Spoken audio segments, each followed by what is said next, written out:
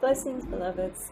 This is part 2 of my previous video relating to the function of the ego through the 6th, 8th and 12th houses. Now, my last video finished off when I was just about towards the end of Scorpio, so I'll just finish up with a few more points on the Scorpio house and the nature of the ego there. Now, where I left off, I think, was I was talking about the lower manifestation of Scorpio that is driven and motivated and ruled, if you like, by their desires around sex, money and comfort. So when the Scorpio transforms and transcends, then they are essentially liberated and illuminated. So they are no longer no longer driven by these lower sort of desires, if you like. So they're not, they're no longer manipulating or controlling, situations, people, circumstances to have their desires met, as it were, right? Then they become the person who is the agent of transformation for others, for themselves, of course, but certainly for others. So they are incredibly powerful people. Whether they're operating at a lower level or a higher level, they're very, very powerful in both sort of levels, if you like. But certainly when you're operating at a lower level, our actions have consequences. We all know that, right? So, things catch up with people, if you like, over a period of time. So the process of the ego death for the Scorpio or the Scorpio house is about liberating themselves from the attachments to all those desires. Now you think about the opposite house to Scorpio, which is Taurus, and that is the house of attachments, attachment to the material plane.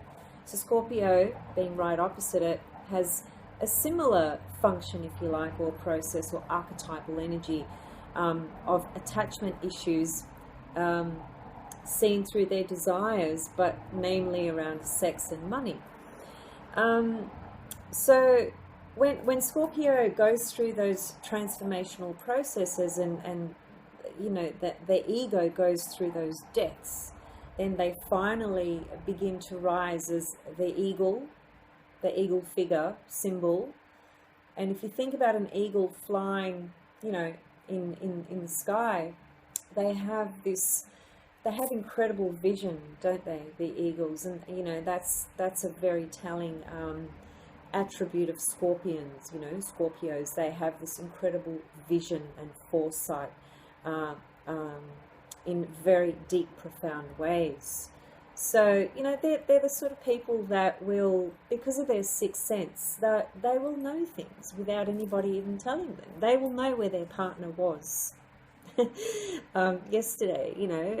They might have called their partner and their partner didn't answer the phone, and then the Scorpio will say, "Oh, so were you at, such and such place with so-and-so at that particular time yesterday? Because I called you and you didn't answer." That's just a very simple example, but this is what happens with Scorpios. They have premonitions, they have intuition, they have gut instinct. And I always encourage Scorpios to go with their gut instinct, because their gut instinct is never wrong on anything. Yes, so, but, for the ego to be transformed through this house, it's about letting go of those desires and attachments that are inherently sort of lying dormant within the nature of Scorpio before it transcends. And when it becomes the eagle, it's at a higher sort of dimension and consciousness, but when it becomes the phoenix, it's at the highest transcendental level, right? And that's what Scorpio is driven to do. And the word driven is the perfect word for Scorpio, because they are compulsively driven, whether it's for something good or something bad. They have an incredible drive to push through things, like no other sign at all, actually. There's a really great story relating to Alexander the Great, when he was traveling around, and he was in India at one stage, This is a really good story to help you understand the importance of ego death, essentially. So he's traveling through India with his, his troops, military people and so forth, and he's dressed in his armor gear and his badges and, all that stuff, because he was an incredible leader.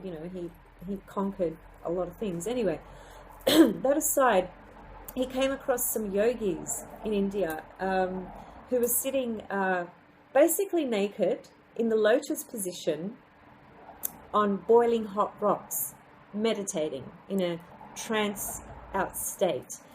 And as he started to speak to them, he was so curious about why they were sitting naked on these boiling hot rocks and what was the purpose of this. And Alexander was actually very interested in philosophy and wisdom and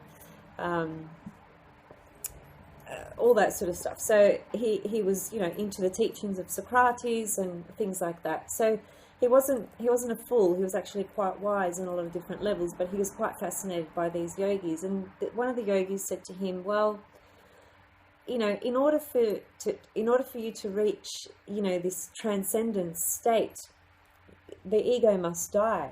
You must rid yourself of these all these badges and these identities that you carry, this identity of who you think you are, and these armors and all this stuff. You must take all that off, and you must sit on this boiling hot rock, and you must meditate in the lotus position and experience the discomfort on all the different levels in order for your ego to die and for you to transcend and ascend and obviously expand your consciousness and so forth. Anyway, I really like that story. That's a really cool story to describe the process of ego death and sort of touching on Eastern sort of philosophies and practices such as yoga and so forth. Okay, so moving on to the 12th house, the Pisces house. Okay, now this is the house. Oh God, it's so complex. I don't really know where to begin. Okay, so Pisces house traditionally ruled by Jupiter and Neptune. And its esoteric ruler, this is fascinating, is actually Pluto. And many might wonder why. Well, I'll tell you why. Okay, but before I talk about that, let's just talk about some basics with regards to the 12th house. Now, the 12th house is ego surrender, all right? So we've been through ego denial in the 6th house. We've been through ego death in the 8th house. And now in the 12th house, we've got to go through ego surrender, which is a totally different experience. Again, a totally different dimension. We're talking about the house of divinity, if you like, oneness, divine love, unselfish love, compassion, humility, kindness, inclusion of all, and so forth. The house of dreams. Now, the symbol for Pisces, as we know, is the two fish, right? Now, we all know that. I'm sure you've probably seen that there is, often you'll see the two fish depicted, obviously swimming in opposite directions. However, they are bound by this cord. It's kind of like an invisible cord, but it's often depicted in art and pictures and so forth as a silver cord. And that's a very important symbolism to the sign of Pisces, okay? Because first of all, the two fish swimming in opposite directions is suggesting that the personality or the archetype of Pisces has it's two fish, one swimming that way, one swimming that way, which basically means that one fish is connected to this earth plane, this material experience, and the other fish is connected to the other dimensions, okay, to the spiritual life and dimensions, to the other side altogether. And this is really important to understand, because in the Pisces archetype and personality, you'll often find, Pisces people, they're the dreamers, right? They're the ones that have a very rich imagination, strong fantasy life. In fact, for the Pisces person, when they are in that dream fantasy space mentally, that is more real to them than this actual 3D reality. That's how they feel. Because there's something very special about Pisces in the sense where it's, it's right at the end of the zodiac, so it's the end of the cycle, and they are, this close to the other side again, right? So they have, one fish is already there and one fish is here. So part of them is already there on the other side, which is why they have this tremendous capacity and ability to have this, extremely rich dream life and fantasy life where they can actually draw from to create their reality in this 3D reality. So that's why it is a sign of intuition, clairvoyant psychic abilities and things like that. Now, it doesn't mean that every Pisces is going to be a clairvoyant or have psychic abilities and be able to work with that necessarily. There's a whole bunch of different things that come into that either assist it or make it incredibly confusing. That's another really good word for Pisces. They can be very easily confused because they are so in touch with the other side and have sort of one foot in this life, if you like, in this reality. There's there's a sense of confusion of what's real and what isn't real, and that's a real struggle for the Piscean archetype. So if you've got a lot of planets in the 12th house, that's that can be part of your experience as well. But it's the house of redemption through sacrifice, essentially, and it's the house where we're seeking for the house for what's called the castle of peace. So we're looking for peace and unity. It's the house of the collective unconscious. So everything is contained within that house. When you've got a lot of planets in that house, it's indicative of you really having had many lifetimes, and you've come back to actually work through a lot of stuff. If you've got a lot of planets in the 12th house, you're working through a lot of shit this lifetime. And it makes you feel like maybe you owe people, certain things, whether it's in relationships or like personal one-on-one relationships, or whether it's family stuff, or whether it's work stuff, whatever the case may be. There is a sense of having to give back, right? This is ego surrender. This is not about, like when we talked about Leo, for instance, where it's all about expressing the self and getting recognition for that and rewarded and so forth. No, when talking about the 12th house, it's letting go of all that stuff. Letting go, surrender, trust, faith. It's the opposite house to Virgo, right? So as I said before, Virgo is the earth, dry land, and Pisces is the water, the unconscious, the collective unconscious. So a lot of energies in the 12th house, one is really essentially tapped in and tuned into the collective unconscious. So that, on a vibrational and energetic level, the person with a lot of planets in the 12th house is tuning into vibrations on all sorts of dimensions and levels, which is what can create a lot of confusion. So people who have strong Pisces energy or a lot of planets in the 12th house, it is so super important to have clearing processes and protective processes in place on a daily basis. So, when you wake up, you've got to have some kind of ritual where you're clearing, your energetic bodies, because we have several bodies, not just the physical. So, having some kind of ritual that you can practice, it enables you to get clear and to clear off energies that have attached themselves to you. Because when all water signs, because water absorbs, right? So, water signs tend to blend in with other people's energies very, very easily, not even consciously, and not with intention, So there's this, no boundaries, right? Water has no boundaries. So the 12th house particularly, there are no boundaries whatsoever. So you think about it. How can the ego survive in that house. It can't. It has to surrender to something higher. That's the only way it's going to find clarity and purpose and meaning, and feel a sense of safety and groundedness as well. So the ego absolutely has to surrender to the divine, trust in that divine connection. And often people who have planets in the 12th house, they will be drawn to that kind of life path anyway. But if it's, if that house for somebody is functioning at a lower vibrationary level, then what we're talking about is spending a lot of times in hospitals or prison, for that matter, because the 12th house is the house of hospitals and prisons as well. Sounds weird, I know, but it is. So, depends where these energies, how they're operating, okay? They're not, energies in the 12th house are not expressed on that conscious level. They're operating unconsciously, and they're very difficult to access and to tap into as well, consciously. So, if you have planets in the 12th house, you've got a lot of work to do. I have planets in the 12th house, so I actually know what that's like. And I have Venus in Pisces, so again. Speaking of which, so the 12th house is ruled by Jupiter and Neptune traditionally. They are the exoteric rulers.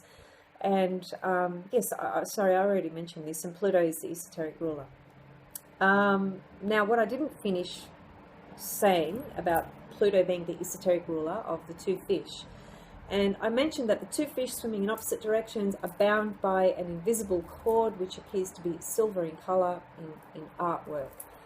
And Pluto being the esoteric ruler, it's Pluto's energy that actually cuts that cord and sets the Pisces free, if you like. Gives them that sense of liberation, transcendence, right? Because until they go through the process of surrendering, they will be fighting against currents, and they will be resisting and therefore experiencing a lot of energy coming towards them in a negative way, and feeling very drained and very confused and very washed out. So there's a strong theme and necessity for the ego to surrender in the 12th house, okay? So this is why the 6th, 8th, and 12th houses are incredibly complex. As I said, the 6th and 8th houses are the most complex. So Virgo, Scorpio, in other words, are incredibly complex signs. It's not what you see with either of those signs. They both operate behind the scenes. What they show you is very, very minimal compared to what is actually going on within them on a number of different levels. And it's not easy to get close to those signs and to really get to know them, okay? And the 12th house is a bit different in that sense, because the 12th house is the Pisces house, which is unconditional love, it's divine love, it's union, it's that divine union, it's wanting to love everybody and wanting to include everybody, and wanting to take care of everybody. So, Pisces get very hooked into the whole martyr, victim cycle of things as well. They feel guilty when they don't give to people, and then they end up giving too much, and then they end up feeling drained, and then they end up withdrawing, and then they end up getting depressed, and they feel that this life is just way too harsh and too hard, because on some level it actually is, but they feel it more than anybody else in the zodiac. Scorpio may feel things at tremendous deep levels, but Scorpio is very tough. Scorpio can handle some really tough shit, okay? When you see people working in industries that relate to military or relate to crisis work in general, you'll often see that they have Scorpio planets or strong Pluto in their chart. They can handle, the dark, sort of aspects of life that include so many different things, right? As well as death, whether it's death on metaphorical levels, or whether it's literal death as well. Undertakers, for example, relating to people passing over. That's a Scorpio environment and field again. Going back to Pisces, so when we're talking about the 12th house, we're talking about the Christ energy. Christ we know about Christ. I don't think I need to go there, right? So Christ energy, Krishna energy, and Buddha energy, just to use the most famous characters that we know, from the last few thousand years. Okay, I did mention guilt, yep. And, the 12th house is the house of completion. So when we've got a lot of planets in the 12th house, or when we've got our sun in Pisces, or moon in Pisces for that matter, maybe even Venus and Mars in Pisces too, there's a sense of being here to complete certain things in this lifetime. You've come here to complete very specific things, whether it's, in personal relationships or other types of relationships. But there's a sense of needing to have to complete something, and it's like completing certain aspects of karma, if you like, right? Because there's just this sense, I've got to do this. I've really got to give myself to this cause. I've really got to give myself in this relationship. I've really got to give that unconditional love to my child here. There's something about the connection that the Pisces person has that they just know that they need to give that unconditional love and that compassion, and they can't do it otherwise, because if they don't do it, they actually know on some level that they'll just have to come back through the cycle and complete that same process again with that same person and so forth. So it's really important to complete things when you've got a lot of planets in the 12th house. Now, again, I mentioned this before when I talked about the 6th house.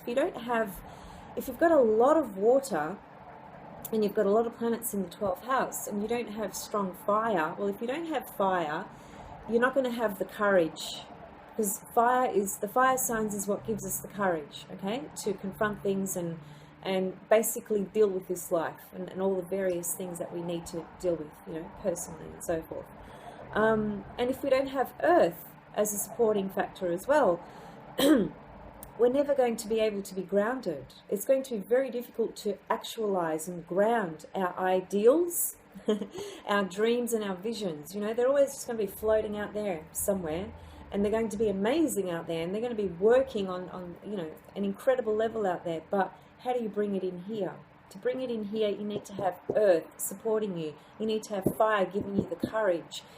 If there's too much water, people are just lost in the unconscious water dream sort of life, if you like. And it can be very, very draining, just very taxing on the soul as well. That reminds me, actually, the most important thing about understanding all these different signs in the 12 houses and what's happening with the ego through the process of the 12 houses, and this is what happens when we get to the 12th house, once we've gone through all the workings, through every single sign, through the 12, when we get to the 12th, the Pisces, the ego surrender, what that really means is that we've united the ego with divinity. There's a oneness takes place, so there's no longer this sense of separation. Really important to understand, because we're all here to do many different things, obviously, to achieve different things, to work through different things and so forth. But within that, there is an underlying importance of aligning the personality, the ego, with the soul being the divine connection. So I'll leave it there, and I hope that these short two little videos have helped you understand a bit more about the ego process and how complex it actually is through 6, 8 and 12. And yeah, hopefully that gives you some insight and some meaning into your own chart or other charts that you may be looking at. Again, as always, please feel free to ask any questions or comment. I'm here and available for readings, whether it's looking at the next 12 months to 2 years ahead, or whether you want a natal chart reading, whatever the case, I'm here. Please contact me, and I hope you enjoyed, and thank you so much to more new subscribers. I love you all. I really appreciate it. It supports me to continue what I'm trying to develop here. This is only the beginning. I've only been, this YouTube channel has only really been up in terms of my astrological work since July this year, so it's at very baby stages, very early stages. Obviously, as I keep going, things will be developed in various ways. So thank you. Bye.